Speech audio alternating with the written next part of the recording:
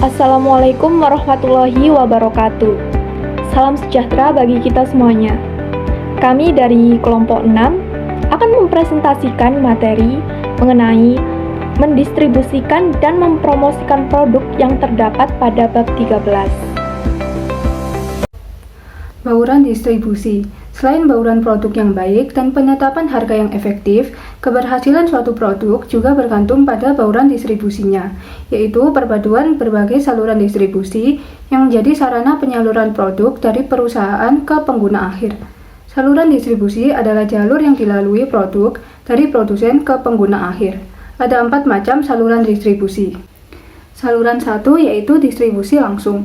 Dalam saluran langsung, produk beralih dari produsen ke konsumen atau pembeli organisasi tanpa perantara. Avon, Dell, Geico, dan Tupperware juga berbagai perusahaan daring lain menggunakan saluran tersebut.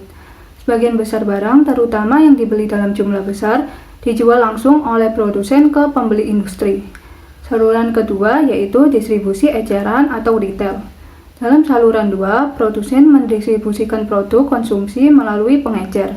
Toko besar seperti Walmart membeli barang langsung dari produsen, kemudian menjualnya kembali kepada pelanggan daring dan di toko retail Walmart. Saluran 3 yaitu distribusi grosir. Pedagang grosir memberikan solusi persoalan ruang penyimpanan ini dengan menyimpan barang dan memasok pajangan secara kontinu. Dengan 90% dari kapasitas ruangnya digunakan untuk pajangan dan hanya 10% untuk penyimpanan dan fasilitas kantor. Penggunaan pedagang grosir pada toko barang kebutuhan sehari-hari dan pom bensin adalah contoh dari saluran 3. Dan yang terakhir, saluran 4, yaitu distribusi oleh agen atau pialang. Agen penjualan atau pialang mewakili produsen dan menerima komisi atas barang yang mereka jual kepada konsumen atau pengguna industri. Strategi distribusi. Yang pertama, distribusi intensif. Berarti mendistribusikan ke sebanyak mungkin saluran dan anggota saluran, baik pedagang grosir maupun peritel. Biasanya digunakan bagi barang konsumsi murah dengan daya tarik luas seperti permen dan majalah. Yang kedua, distribusi eksklusif. Suatu manufaktur memberikan hak eksklusif untuk mendistribusikan atau menjual produk ke pedagang grosir atau peritel yang terbatas. Kesepakatan seperti ini biasanya digunakan untuk produk-produk prestisius dan berharga mahal. Contohnya, jam tangan Rolex yang hanya dijual di official Rolex Jewels. Dan yang terakhir, distribusi selektif. Suatu produsen memilih pedagang grosir dan peritel yang akan memberikan perhatian khusus dalam sistem penjualan mereka, kelebihan dalam pajangan dan promosi, dan sebagainya. Distribusi selektif sering digunakan untuk produk konsumsi seperti perabot dan perlengkapan rumah tangga. Konflik saluran distribusi, yaitu konflik saluran yang terjadi ketika para anggota saluran tidak sepakat atas peran atau imbalan yang diperoleh. Konflik bisa timbul apabila salah satu anggota saluran distribusi memiliki kekuatan pasar yang lebih besar atau dianggap menerima perlakuan khusus. Lalu ada kepemimpinan saluran distribusi. Biasanya salah satu anggota saluran pimpinan saluran dapat menentukan peran dan imbalan dari pihak lain. Di industri lain, pedagang grosir yang berpengaruh atau peritel besar seperti Walmart dapat menjadi pimpinan saluran karena volume penjualan yang besar. Perdagangan grosir. Pengertian perdagangan grosir yaitu sebagai peran yang dijalankan antara beragam perantara dalam saluran distribusi. Pedagang grosir menyediakan beragam jenis jasa ke pembeli produk untuk dijual kembali atau digunakan oleh pelaku bisnis. Jenis pedagang grosir ada 4. Yang pertama yaitu pedagang grosir sendiri. Pedagang grosir sendiri yaitu pelaku grosir independen yang secara sah memiliki barang-barang yang dihasilkan oleh beberapa produsen kemudian menjual barang-barang tersebut ke organisasi bisnis lainnya. Yang kedua, pedagang grosir jasa penuh yaitu pedagang grosir yang menyediakan kredit, pemasaran, dan perdagangan selain jasa jual beli konvensional. Yang ketiga yaitu pedagang grosir fungsi terbatas. Pedagang grosir yang memberikan jasa dalam rentang terbatas. Yang keempat yaitu dropshipper, pedagang grosir fungsi terbatas yang menerima pesanan pelanggan, bernegosiasi dengan produsen, dan mengambil hak kepemilikan barang menyusun jadwal pengiriman kepada pelanggan. Selanjutnya ada prinsip-prinsip pemasaran perdagangan grosir. Yang pertama ada agen dan pialang. Bertindak sebagai perwakilan penjual independen untuk berbagai produk perusahaan. Yang kedua ada hadirnya e-intermediary, yaitu anggota saluran distribusi berbasis internet yang membantu pengiriman produk kepada pelanggan atau yang mengumpulkan informasi mengenai penjual untuk dipaparkan kepada konsumen. Yang ketiga ada syndicated selling, yaitu praktik e-commerce di mana suatu situs web menawarkan situs lain komisi karena telah memberikan rujukan pelanggan. Yang keempat yaitu shopping agent, yaitu e-intermediary dalam saluran distribusi internet yang membantu pengguna mencari produk dan harga tetapi tidak memiliki produk yang bersangkutan. Dan yang terakhir ada pialang B2B, yaitu perantara e-commerce yang menyediakan layanan daring penambah nilai bagi pelanggan bisnis. Nah, kita akan membahas tentang retail. Pada dasarnya, bisnis retail adalah bisnis yang melibatkan penjualan barang atau jasa kepada konsumen dalam jumlah satuan atau eceran. Adapun jenis-jenis toko retail konvensional. Toko-toko eceran di IS yang dikategorikan dalam 3 klasifikasi. Yang pertama, peritel lini produk, dan yang kedua peritel murah, dan yang ketiga toko binang. Yang pertama, peritel lini produk.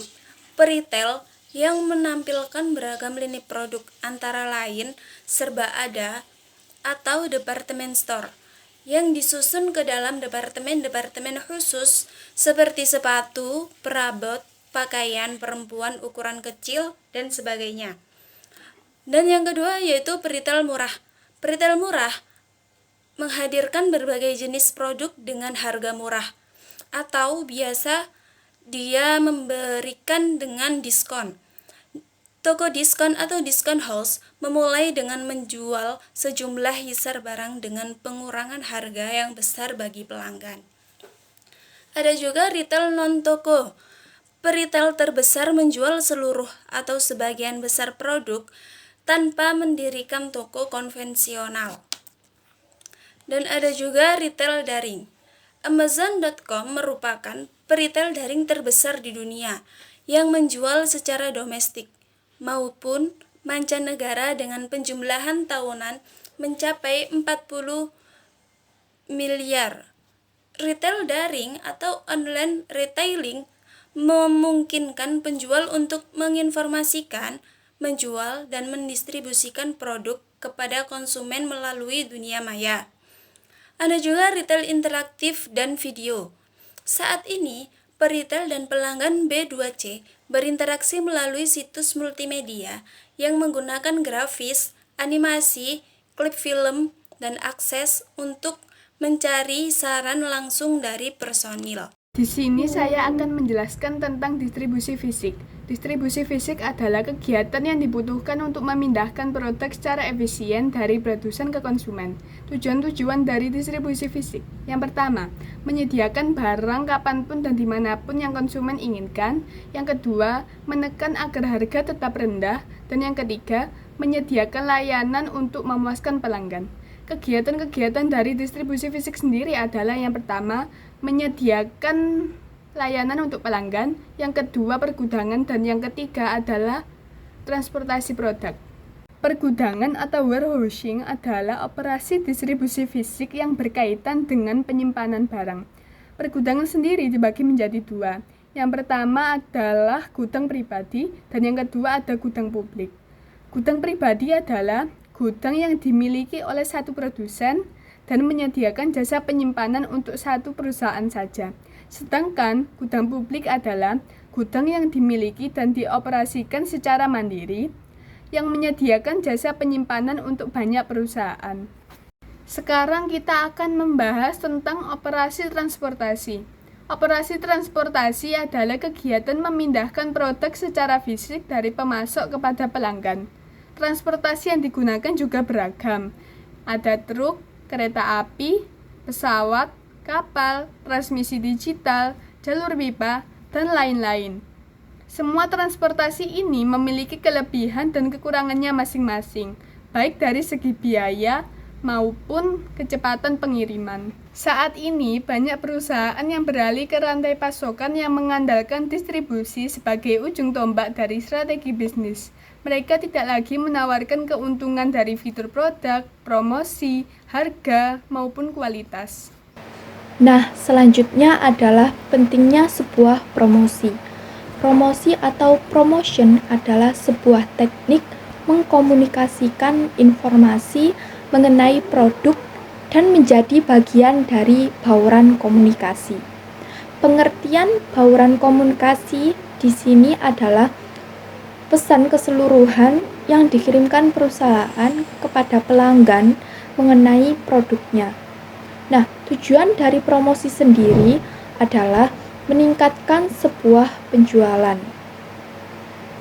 Strategi promosi dibagi menjadi dua, yaitu strategi tarik atau full strategi, di mana strategi tarik ini menyasar langsung konsumen yang akan meminta produk dari pengecer. Yang kedua, ada strategi dorong atau push strategi, di mana dia memasarkan produknya ke pedagang grosir dan peritel, kemudian mengajak pelanggan membeli. Sedangkan dalam bauran promosi terdapat 5 alat promosi, yaitu iklan, penjualan personal, promosi penjualan, pemasaran langsung atau interaktif, dan yang terakhir ada publisitas serta hubungan masyarakat. Selanjutnya, promosi iklan. Iklan atau advertising adalah komunikasi berbayar dan bersifat non-personal yang menjadi sarana sponsor untuk menginformasikan audiens mengenai produk seperti yang kita lihat pada gambar di PPT. Gambar tersebut adalah tahap proses pembelian yang dilakukan konsumen, yaitu tahap pertama, ada sebuah pengenalan masalah atau kebutuhan yang dialami, dan alat promosi yang paling efektif adalah iklan. Iklannya berupa publisitas dan hubungan masyarakat. Lalu terdapat langkah selanjutnya adalah pencarian informasi, yaitu di mana dia menerapkan iklan dan memakai alat penjualan personal. Lalu ada langkah selanjutnya evaluasi alternatif, di mana dia memakai alat penjualan personal dan ada keputusan membeli. Dia memakai promosi penjualan berupa alat penjualan personal. Nah, itu adalah sebuah alat promosi yang paling efektif jika digunakan. Nah, media iklan. Media iklan adalah konsumen hanya memperhatikan iklan yang mengunggah minatnya. Proses iklan sendiri bersifat dinamis, di mana dinamis ini artinya dapat berubah-ubah sepanjang waktu. Dan ada juga keputusan membeli. Dia memakai promosi penjualan berupa alat penjualan personal. Nah, yang terakhir ada evaluasi pasca pembelian. Dia mengandalkan iklan berupa alat penjualan personal. Nah, itu semua adalah sebuah alat promosi yang paling efektif jika digunakan untuk tahap-tahap promosi. Lalu terdapat media iklan. Media iklan adalah konsumen hanya memperhatikan iklan yang mengunggah minatnya. Proses iklan sendiri bersifat dinamis, artinya dia dapat berubah-ubah sepanjang waktu. Untuk yang terakhir ada pelacakan iklan waktu nyata. Tujuan dari hal tersebut adalah mendapat informasi lebih baik mengenai siapa yang telah melihat iklan dan berapa lama perhatian mereka tersita. Oleh karena itu, pemasar menggunakan media iklan dan bauran media. Nah, pengertian media iklan di sini adalah beragam sarana komunikasi yang menyampaikan pesan penjual kepada calon pelanggan. Sedangkan bauran media adalah kombinasi media iklan yang dipilih untuk menyampaikan pesan suatu produk. Penjualan personal. Yang pertama yaitu situs penjualan personal. Tenaga penjualan harus mempertimbangkan cara-cara di mana kegiatan penjualan personal dipengaruhi oleh perbedaan antara produk konsumsi dan industri. Yang pertama yaitu penjualan retail atau retail selling adalah menjual produk konsumsi kepada pembeli untuk kebutuhan pribadi atau rumah tangga. Yang kedua, penjualan industri atau industrial selling adalah menjual produk ke bisnis lain untuk tujuan produksi untuk dijual kembali. Yang kedua yaitu tugas-tugas penjualan personal. Tenaga penjualan ini harus dilihat dalam melakukan 3 tugas dasar penjualan personal dalam pengolahan pesanan atau order processing. Seorang tenaga penjualan menerima pesanan dan mengawasi penanganan dan pengiriman produk. Tenaga penjualan keliling yang menghubungi pelanggan tetap untuk mengecek persediaan. Seringkali adalah pengolah pesanan. Atas persetujuan pelanggan, mereka dapat memutuskan ukuran pesan ulang, langsung mengisinya setelah diturunkan dari truk, bahkan langsung mengisi rak toko. Yang ketiga yaitu proses penjualan personal.